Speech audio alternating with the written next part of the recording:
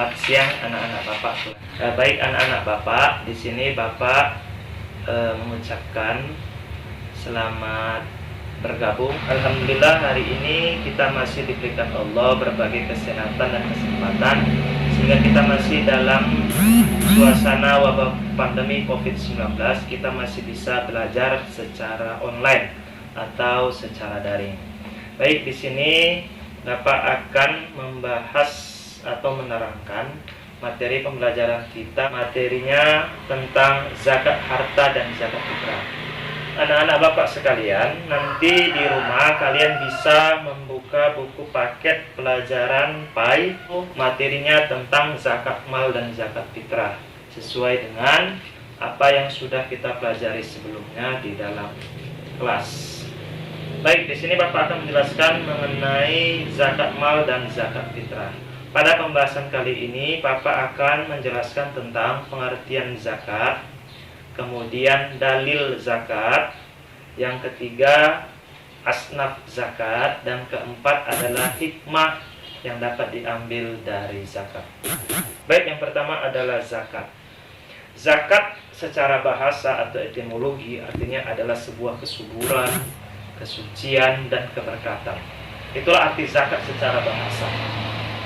Sedangkan secara istilah atau terminologi, zakat itu adalah mengeluarkan sebagian rezeki yang diberikan Allah kepada kita untuk kita berikan kepada orang yang berhak menerimanya sesuai dengan ketentuan syar'i.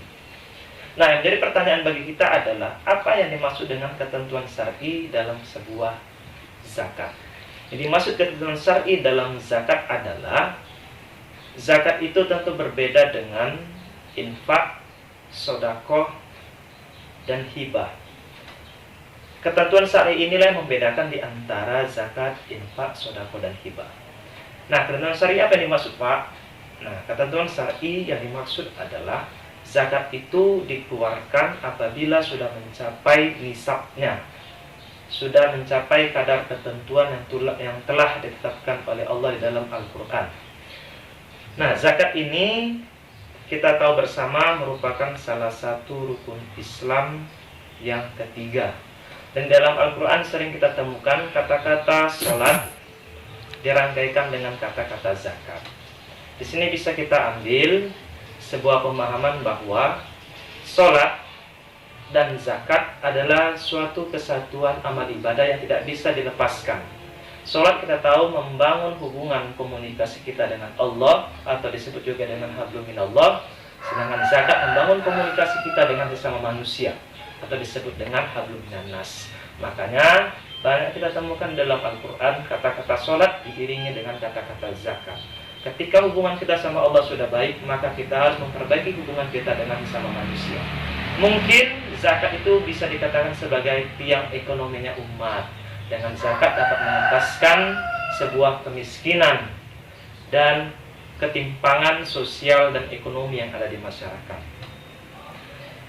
Itu tadi pengertian zakat. Nah, yang kedua adalah tentang dalil zakat. Dalil zakat ini bisa kita temukan di dalam Al-Quran surah Al-Baqarah ayat 43 yang berbunyi A'udzubillahi minasyaitonirrajim wa aqimus shalah wa atuz zakat warka'u ma'ar rakiin, yang artinya dan dirikanlah sholat, tunaikanlah zakat, dan rukuklah beserta orang-orang yang ruku.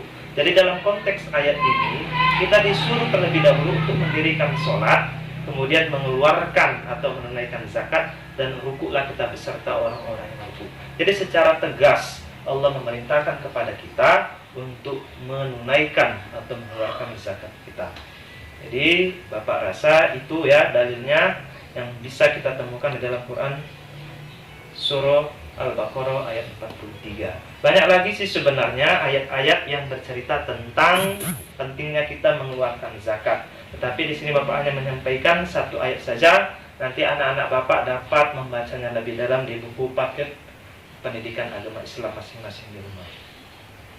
Baik, yang ketiga yang mau Bapak sampaikan adalah orang-orang yang berhak menerima zakat. Ada 8 asnaf atau orang yang berhak menerima zakat.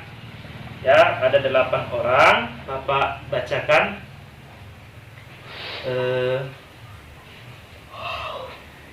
Al-Qur'annya ya, Quran surah At-Taubah ayat 60. A'udzubillahi minasyaitonirrajim. Bismillahirrahmanirrahim. Innamas shadaqatu lil fuqara wal masakin wal 'amilin 'alaiha wal mu'allafa qulubuhum wa fir riqab wal gharin wa fi sabilillah wa ibnis sabil faridatan minallahi wallahu alimul hakim. Yang artinya sesungguhnya zakat-zakat itu hanyalah untuk orang-orang yang fakir, orang miskin, panitia zakat atau pengurus zakat, para mu'alaf yang dibujuk hatinya untuk memerdekakan budak, kemudian orang yang berhutang di jalan Allah, orang yang sedang dalam perjalanan, sebagai suatu ketetapan yang diwajibkan oleh Allah, dan Allah Maha mengetahui lagi Maha bijaksana. Jadi anak-anak Bapak ada 8 ya orang-orang yang berhak menerima zakat sesuai dengan ketentuan surah At-Taubah ayat 60. Nah, kita lihat hari ini kondisi di masyarakat akibat dampak dari virus COVID-19. Banyak masyarakat yang melarat secara ekonomi. Kita lihat pemerintah sudah melakukan peraturan PSBB, pengaturan sosial berskala besar, mengakibatkan berbagai sektor ekonomi mengalami penurunan dalam hal pendapatan di masyarakat. Akibatnya banyak masyarakat mengalami sebuah pengangguran atau pendapatan mereka berkurang. Akibatnya banyaklah kelompok-kelompok masyarakat dalam tanda kutip yang kurang mampu. Nah, dalam hal ini pemerintah sudah menghimbau kepada umat Islam agar segera mengeluarkan zakat mal atau zakat hartanya untuk dikeluarkan, diberikan kepada orang-orang yang terdampak dari adanya wabah pandemi COVID-19. Tujuannya apa Pak? Tujuannya satu, untuk meringankan beban ekonomi masyarakat sekitar. Ketika kita sebagai orang yang beriman peduli terhadap lingkungan tetangga kita yang membutuhkan, kita mengeluarkan zakatnya, insya Allah timpangan kemiskinan sosial akan dapat diminimalisir. Begitu juga dalam hal ini MUI atas nama pemerintah juga sudah menghimbau kepada umat Islam agar mengeluarkan, menyegerakan membayar zakat fitrah mulai pada 1 Ramadan. Tujuannya apa Pak? Tujuannya sama seperti zakat harta, agar zakat fitrah yang diberikan, dibayarkan sesegera mungkin dapat dirasakan manfaatnya oleh masyarakat sekitar yang terdampak dari COVID-19. Bapak rasa itu aja anak-anak Bapak terkait tentang 8 asnaf atau penerima zakat yang sudah disyariatkan oleh Allah di dalam Quran surah Taubah ayat 60. Kemudian Bapak jelaskan juga hikmah yang bisa diambil dari zakat fitrah dan zakat harta. Nah, hikmah yang bisa kita ambil dari manfaat zakat dalam kehidupan kita sehari-hari, yang pertama adalah untuk menumbuhkan sikap persaudaraan antar orang Islam.